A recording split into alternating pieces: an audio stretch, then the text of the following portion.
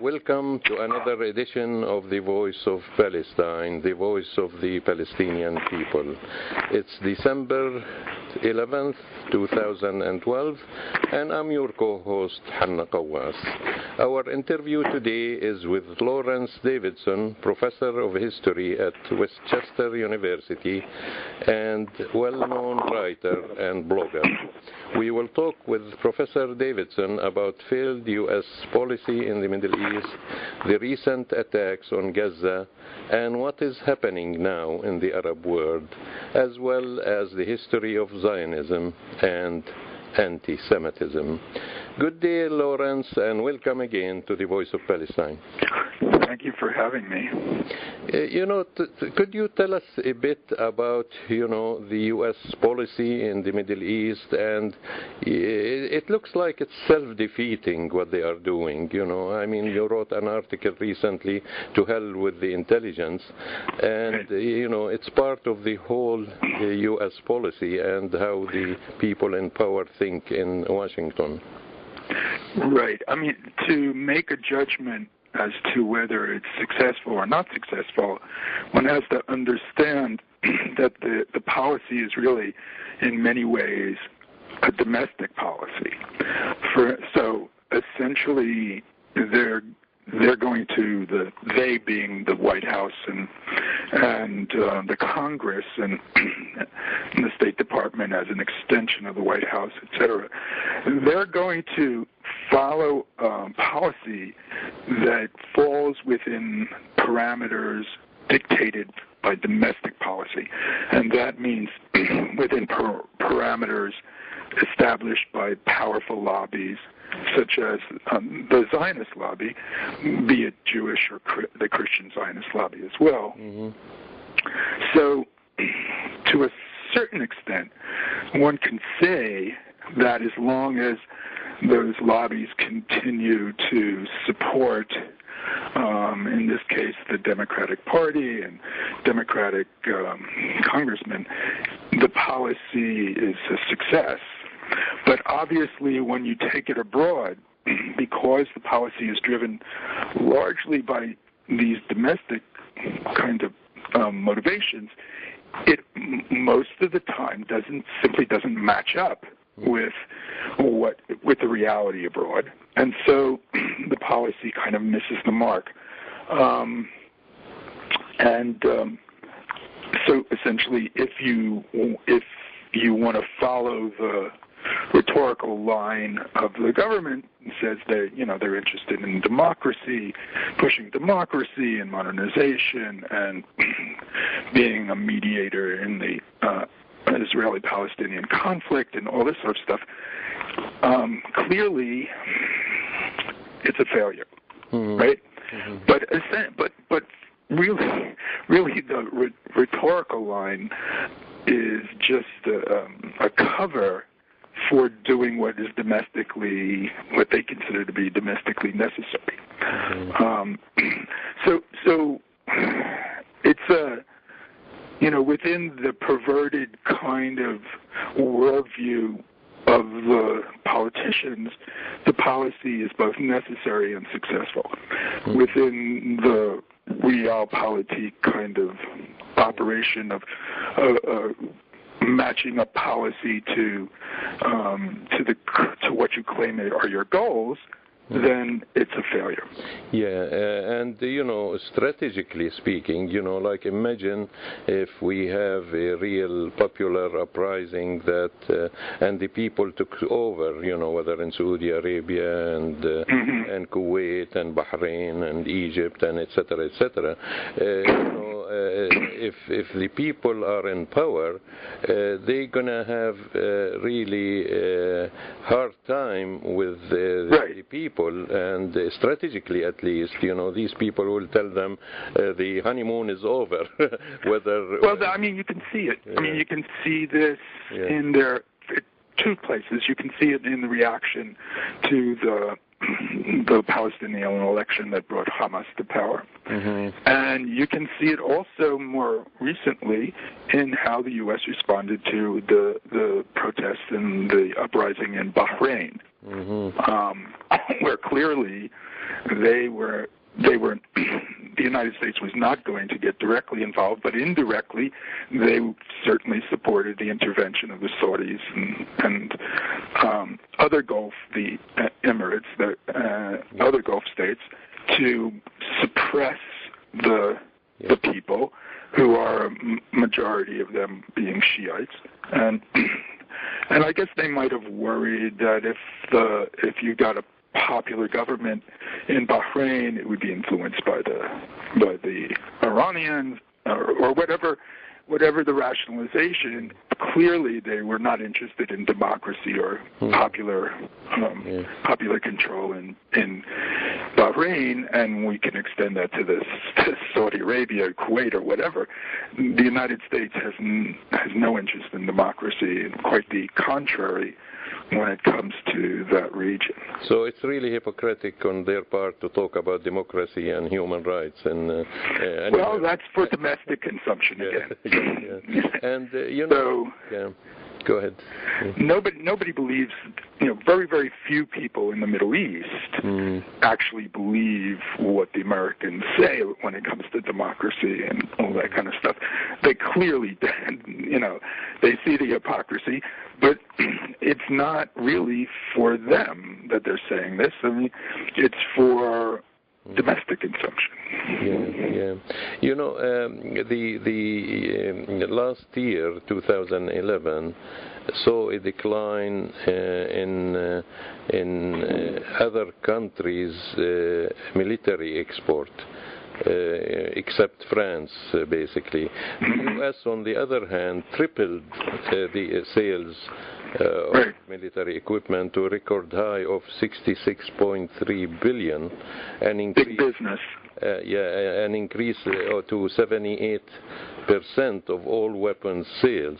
And most of these went to Saudi Arabia and the Emirates and Bahrain. Saudi Arabia by itself bought 33.7 billion of weapons. If we're talking about the economic cliff this end of this year, won't it be faster if these, because as you well know, the American industry, aside from the military industry, is declining and declining fast. China is winning the battle there. So, if it weren't for these puppet regimes saving the U.S. economy, there will be definitely a cliff. Don't you think so? Yeah, well, I think you're right that for instance, I think that a very high percentage, maybe, 40%, I'm guessing here, of American employed people, directly or indirectly, kind of support a military complex. So in other words, perhaps 40% of Americans somehow are connected into the military array of in terms of supply and business and all that kind of stuff. So clearly you can't just get rid of this thing. It would be catastrophic to the economy. And it thrives on, it's a military thing, and so it thrives on threat or perceived threat or made-up threat or whatever, the exaggeration of threat, what have you. But even so, for instance, like you mentioned with the Saudis do this. Occasionally they buy these like $30 billion worth of weapons, just in fact to support the economy. They don't need the weapons. And in fact, I've been told that they warehouse these weapons somewhere in the desert or something. And so they've got more weapons than they know what to do with, certainly more than they need. But in order to maintain the alliance with the United States, part of the deal is that you subsidize our economy. Yeah, that leads us to the next really issue, that the U.S. needs a boogeyman. It was the Soviet Union in the before the 80s, and now they have this Muslim terrorism, etc., etc. So, do you think they do it consciously to create this boogeyman? Like they did it, we know they did it in Afghanistan with Al-Qaeda and Osama bin Laden when they were fighting against the Soviet Union. And your article, hints that practically speaking, they did it in Libya, and they are now doing it in Syria to support these Muslim fundamentalists. So, are they doing it consciously to create this boogeyman, or the CIA and their intelligence service know what they are doing? I think that this is a very, very difficult question, and the answer is yes and no. Are there folks within the intelligence community that understand that to a certain extent we manufacture our own enemies in order to sustain the military-industrial complex or whatever? And the answer is yes. That at some level in these agencies, you will get individuals who understand this. However, taken as an aggregate, as a institutional hierarchy, and also on the political side, say, the Senate's, defense committee or something like that, or intelligence committee, whatever. Taking it as an aggregate, no, I don't think it's conscious. I think that you develop a certain worldview, and that worldview has an array of enemies, and you might suspend at some time one set of enemies to concentrate on another set of enemies. So, for instance, I think the Muslim world, for instance, has always been seen as a potential enemy since 1917 or the 1920s. It's in the 1920s that we start to get congressional and political support for the Zionist movement. It's in the 1920s already. It's almost 100 years ago. And from that point on, the Arabs and the Muslims have always been potential enemies. They've been on the back burner as long as you've got the communists on the front burner. Take the communists off the front burner, and you move the Muslims up to a primary position. But there's always been that potential to be there, and I think over the years this has been rationalized, integrated into this sort of paradigm of anti-Western sentiments. Communism was always deemed to be kind of an anti-Western sentiment. They were the East, we were the West. And now you've just shifted,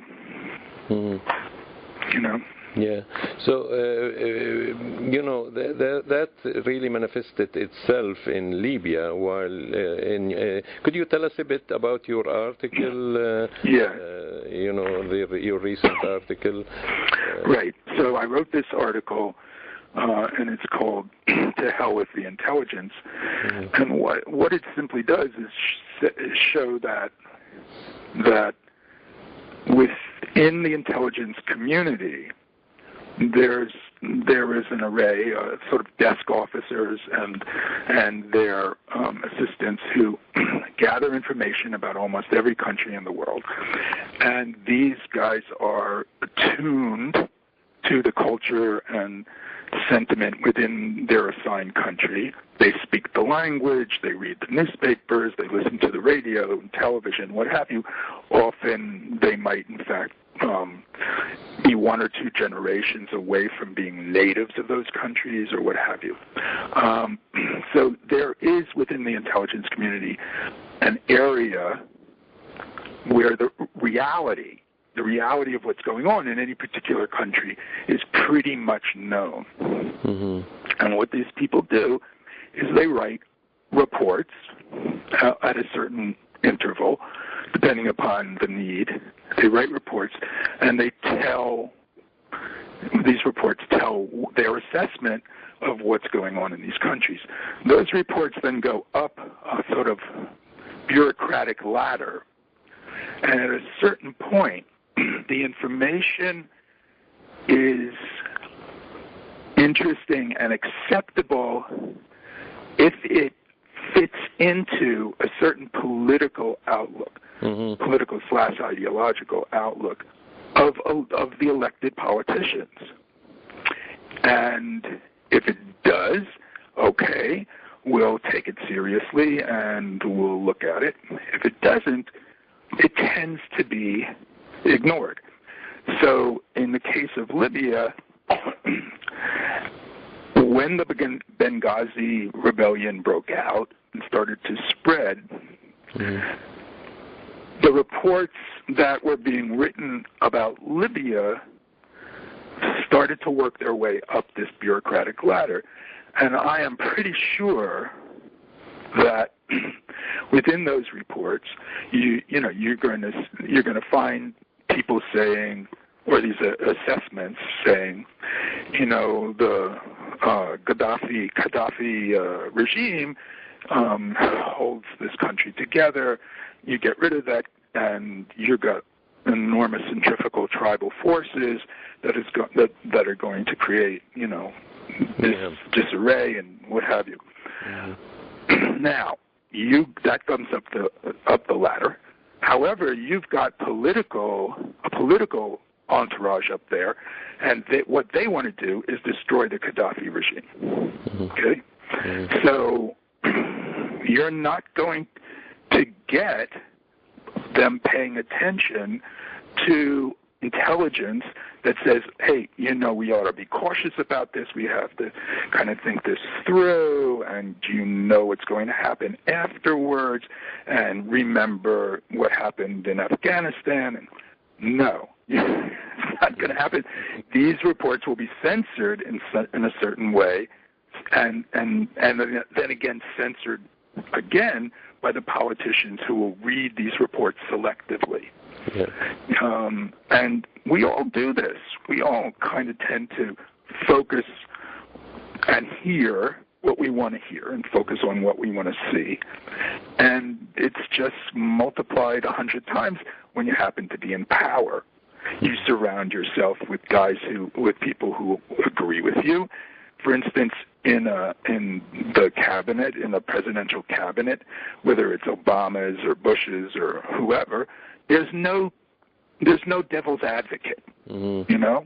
There's no one sitting there whose job it is to gainsay the majority opinion. Yeah. And that's a problem. That's a problem. And I guess the attack on the consulate in Benghazi was, in a sense, a payback for what they did. Well, it was blowback. Blowback. To use that phrase. Yeah. What they did, what we in NATO and the rest, whoever did, is we destroyed the center of gravity in Libya. Mm. And when we did that, the tribal forces that tended to, want to do their own thing flew off, and now they were armed, mm-hmm. and some of them were very, very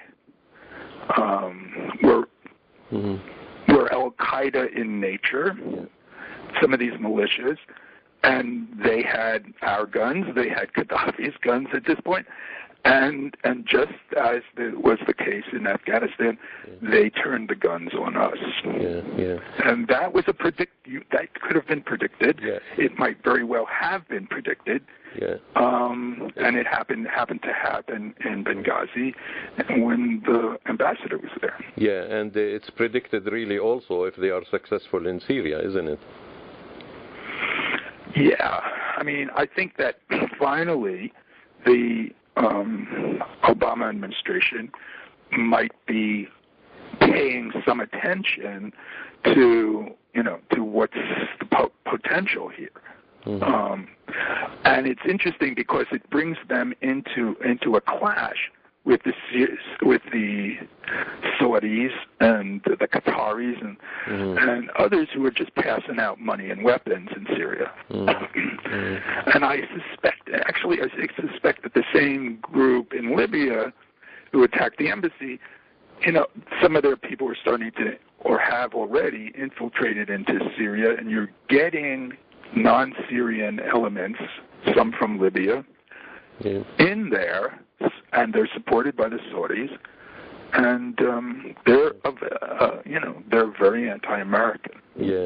So you're saying basically the U.S. administration under Obama might be wakening up, and because I look at it that the Saudis and the Qataris are doing the dirty work in the region that Israel used to do earlier, like Qatar participated directly with the aeroplanes and pilots against Libya.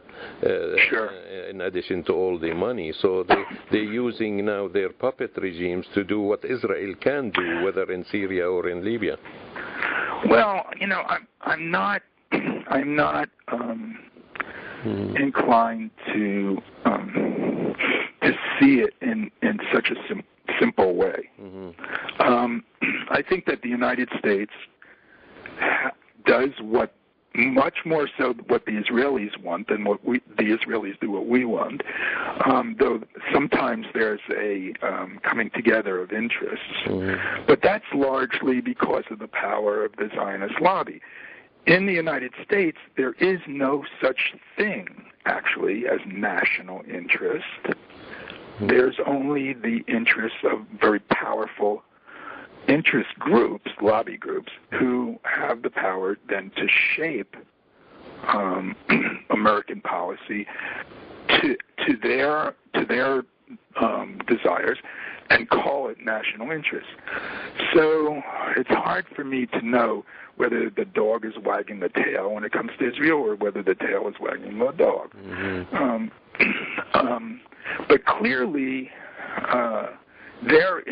there has long been, I'd say, certainly since the end of the Second World War, there's been a sort of unstated policy to destroy any Arab country, or actually any country in the Middle East. It could be Iran, for instance, a non-Arab country. Any country that starts to have an industrial potential. We were talking about the U.S. Politics, the internal politics, and maybe Professor Davidson could take us from here and tell us about the influence of the Zionist lobby on domestic politics. It's the nature of American politics, and really always has been, that it responds to powerful interest groups. And your listeners might notice that, for instance, if they're teachers, they usually link up to, say, a national teachers union. Or if they're, I doubt if they are, but I mean, people who are enamored of owning submachine guns or something like that hook up with the NRA, National Rifle Association, and that's how it happens. So when it happens that way in foreign policy as well. So if you happen to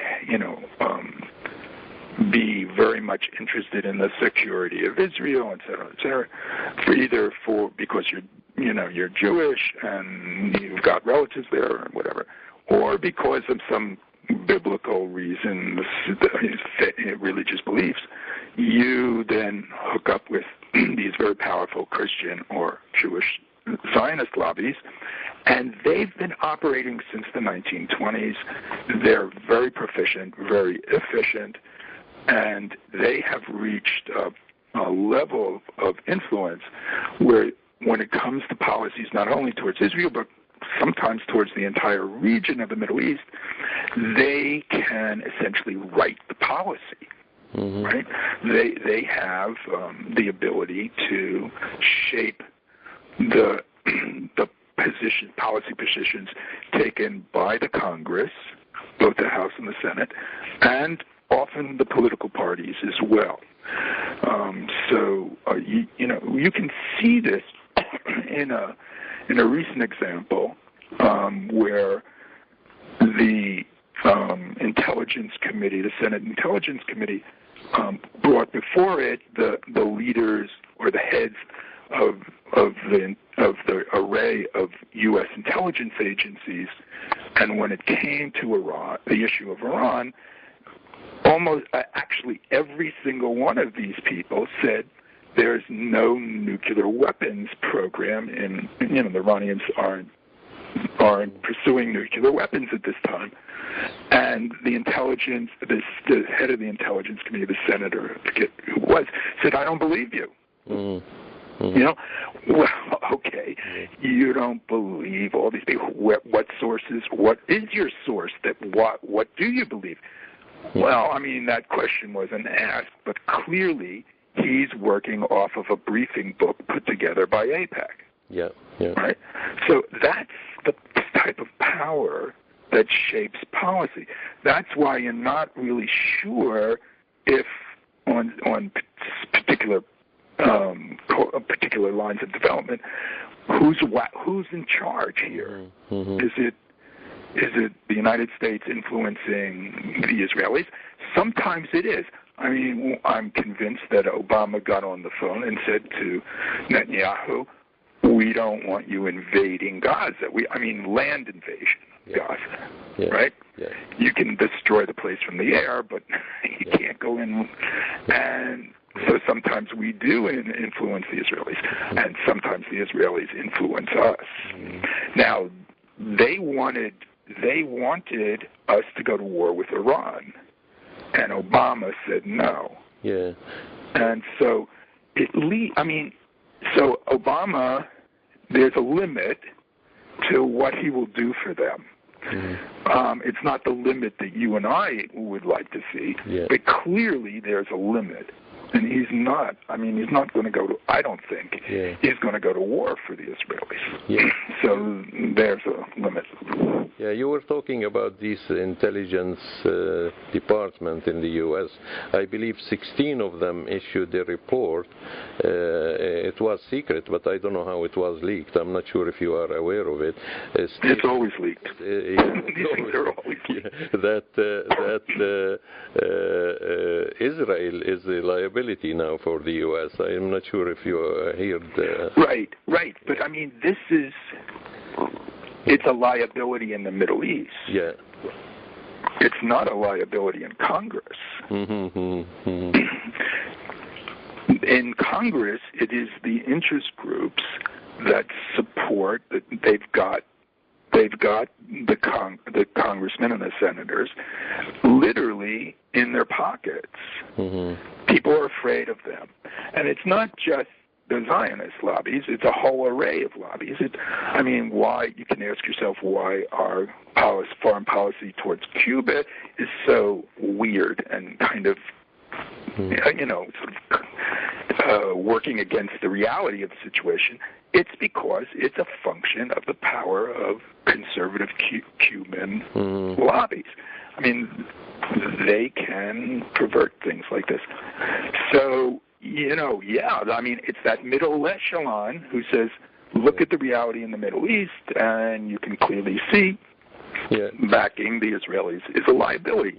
Yeah. but you're not going to get anybody in the domestic side to say that. Yeah, but objectively, this is self-defeating and self-destructive, right. On the long run. It is self-defeating, but the focus, and it can and will eventually lead to some sort of disaster for us, I'm sure. However, the focus, the reality that interests the politicians is not in some disaster in the Middle East. It's here and now. Do I get help from these people, or do I confront and contest what they're trying to do? And there's a record of politicians in this country who contest the Zionist position. There's a whole record of them losing their jobs. And so... No, it is very powerful. When you lose your job, you lose your living. That's. Well, I'm sure that a lot of them have other sources of income. But the point is that if you want to be a politician, you want to be a senator and congressman, you don't cross these people. Even when you know that the policy that they're generating is against any kind of rational assessment of national interest. Because your interest is what you're going with, not the nation's interest. To be frank with you, I hope they'll keep doing that, because I'd like to see this empire end at some point in time, and really the problem. Release, the enslavement of all the peoples of the world, whether in. Well, the problem with that position is that a hell of a lot of people are going to get killed and maimed in the process. Yeah, but lots of people are being maimed and killed due to the military-industrial complex, right? Right. But again, I'm speaking as a Palestinian, basically, not as an American or a Canadian, Now, Now, the implication, the other side of the coin of this situation is that if you can somehow contest the lobby, if you can develop a counter lobby or somehow break the power of a particular lobby, these congressmen, these senators, these politicians will turn on a dime. Most of them, right? Unless they're personally attached to the Zionist cause, which most of them are not. They'll turn on a dime. So, that's what people are trying to do. They're trying to create counter lobbies, and they're trying to make Israel a sort of a voting issue for more and more people. And to the extent that they can do that, they undermine the power of these lobbies. So things can change very rapidly if you can do this. And what really I'm worried about, really, and sincerely as a humanist, I'm worried about that the anti-Semitism will, if the power in the U.S. decides that the so-called Jews are behind all these troubles that the U.S. empire is under, the anti-Semitism will raise its ugly head, and they won't differentiate between an anti-Zionist Jew or a Zionist Jew, and it'll be a disaster, really. I hope the history won't repeat itself like it did in Europe. Yeah, certainly I and I happen to be Jewish, or at least of Jewish, I was raised that way. And those of us who are like that, who have this background, and organizations like Jews for Justice and, this sort of thing, and what is it, Jewish Voices for Peace or whatever, really hit very hard the notion that there's a difference between being a Zionist and being a Jew, and or even being an Israeli and being a Jew. Yeah. But it sort of goes over most people's heads. Yeah. And of course, Israel, the Israelis really would like nothing better than for anti-Semitism to run rampant in the United States, or Europe. But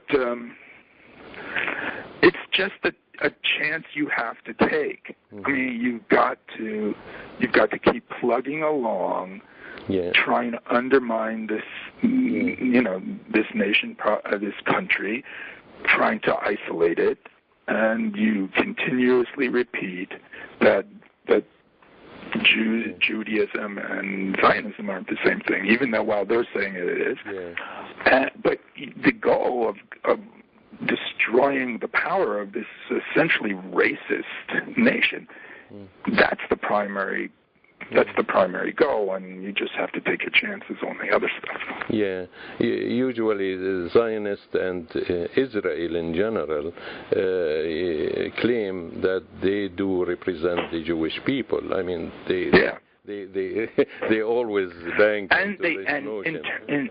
And in institutional terms, they're right.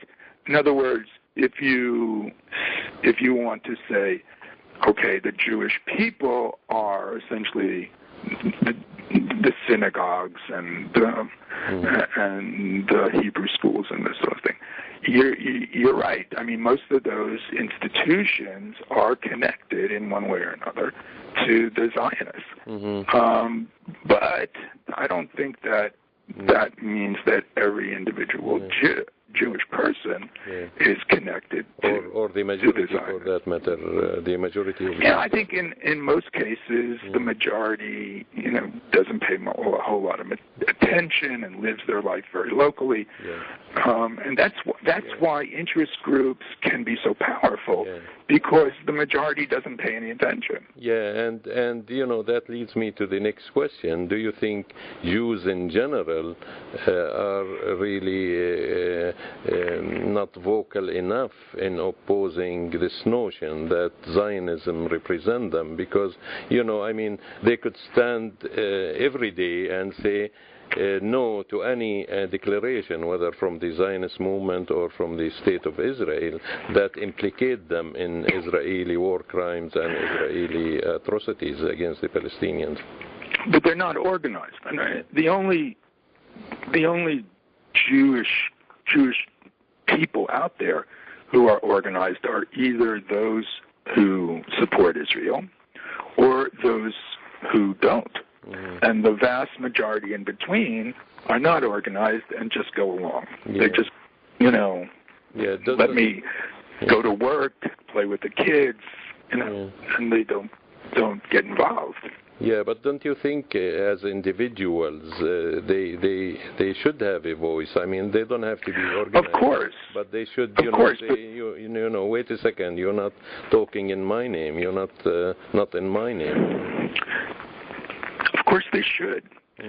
But there's no essential context. For instance, if you're an average Jewish person living, I don't know, in Schenectady or something like that, or so Peoria, Illinois, or whatever. What do?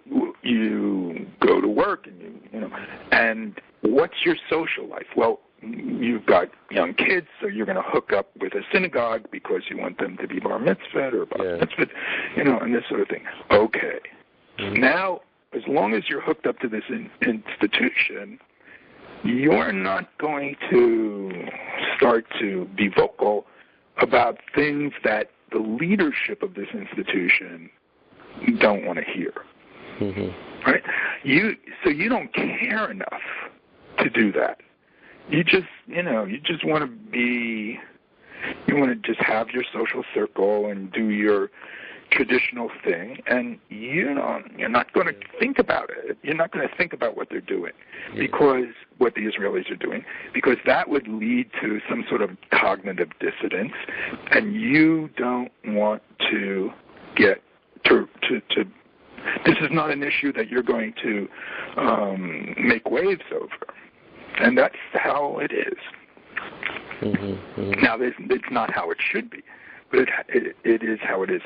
Yeah. Now, on the other hand, I mean, in an incremental way, more and more Jews, American Jews anyway, are joining up with groups like Jewish Voices for Peace, yeah. And you can see a sort of a curve upward, in participation.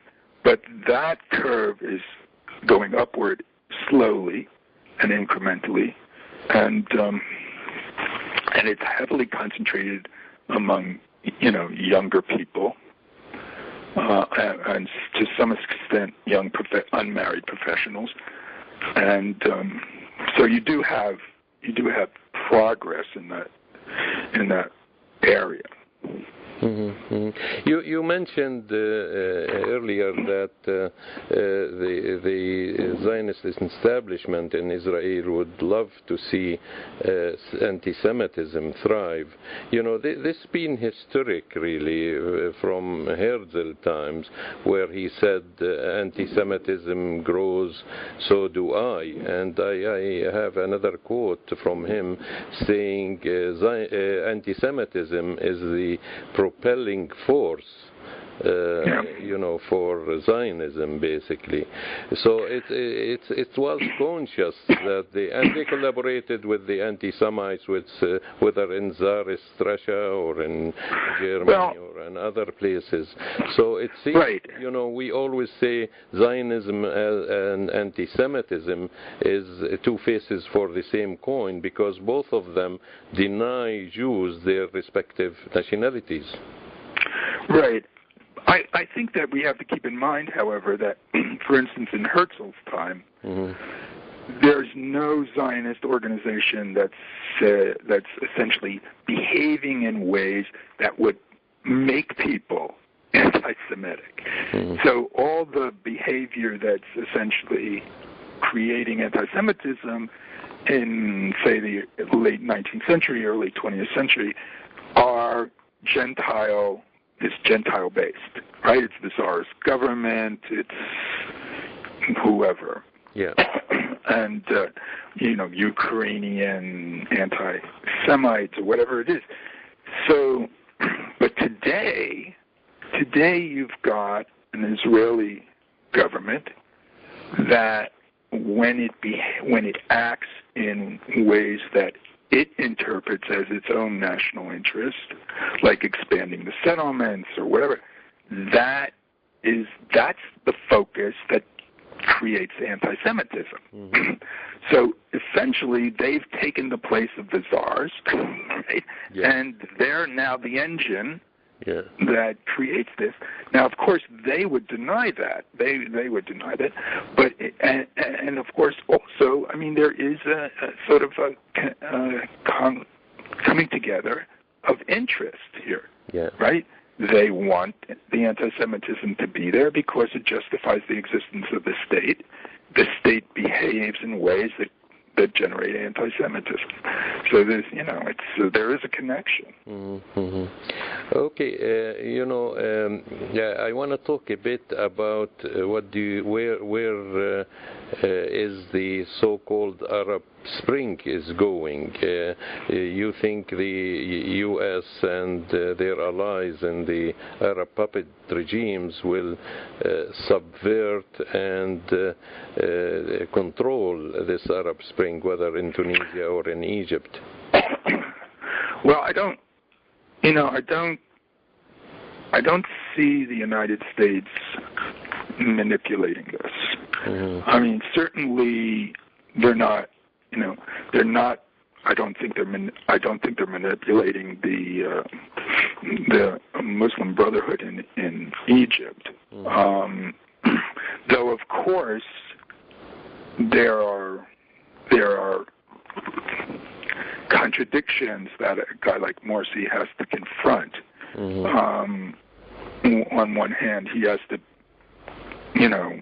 deal with and appeal to very anti-American sentiments within the Egyptian population, and on the other hand, he's got a military who relies heavily on $1 billion a year from Washington. So he's got to, sort of walk the line somehow between these two. I don't see that as the same as the Americans manipulating, the government.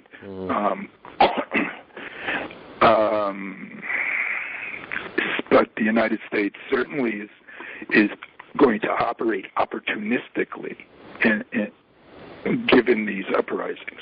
So they will, maybe they will support, at least rhetorically support, the more secular and more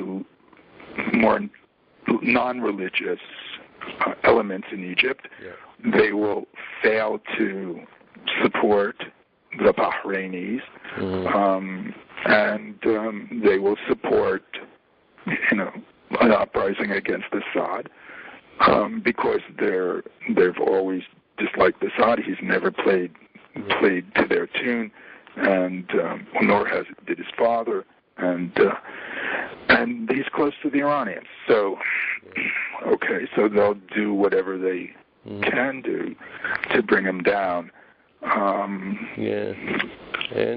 so they operate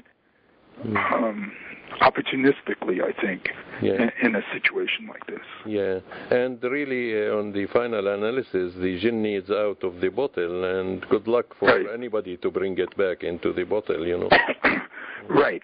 Yeah. I think that's correct, though you might not see the kind of changes that you and I want to see right away. That's true. But the precedent has been set, right?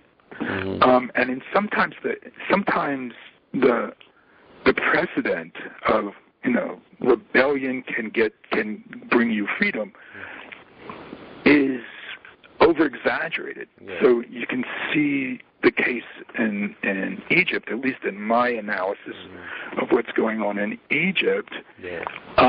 You've got now you've got popular elections, and you had an election, and and Morsi gets elected, and partially that was a function of at least some of the more secular elements boycotting the election, and and then they refused to cooperate with the constituent group that was picked to write the Constitution, and now there won't dialogue with Morsi. I mean, and they rely essentially on the street.